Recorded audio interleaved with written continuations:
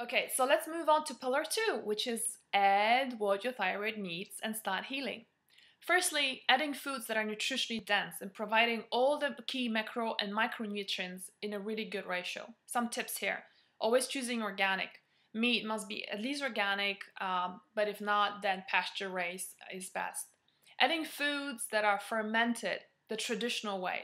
So things like sauerkraut, kimchi, kefir, homemade yogurt, kombucha tea are all very rich in probiotics that our body truly craves in order to balance the microflora. The second thing is we need to add other quality proteins and fats. So these are the building blocks of our digestive tract and our hormones. We are fat-o-phobic in America, and low-fat diets, in my opinion, is one of the worst things that's ever been invented. If you think about it, Europeans, Asians have fat-rich diets traditionally and enjoy a much better health than we do.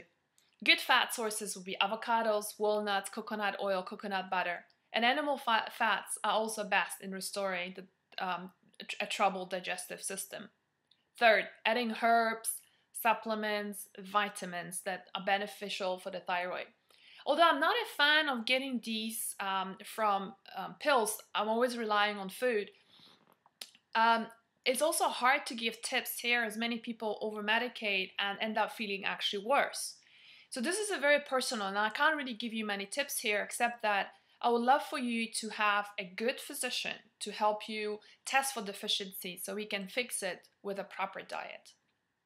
Next, I'm a big fan of a holistic approach to health. Diet is important, but it can be useless if you're constantly stressed out, not resting enough, not sleeping enough, and allowing negative people, events sucking out of your energy. I cannot emphasize how important this is. And we underestimate in the Western culture what stress and emotions can do to us. Each flare-up of anger, feelings of guilt, fear, hostility, jealousy, fire up the adrenals that release cortisol, which is a hormone that severely is detrimental and impacts the thyroid. Lastly, having a movement plan is key. Whether it's sports, dancing, yoga that gets you moving and does not drain your adrenals and your thyroid. Yet, it gives you a sense of accomplishment and a great sense of joy. Let me move on to pillar number 3, balance.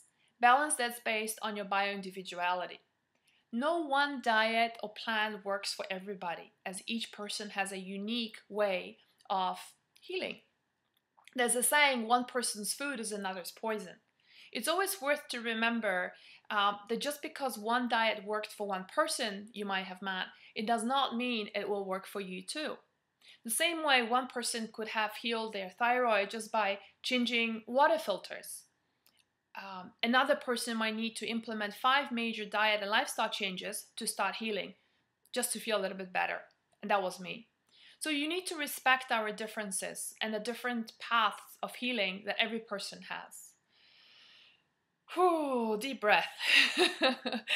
As you can see, this is a pretty complex protocol.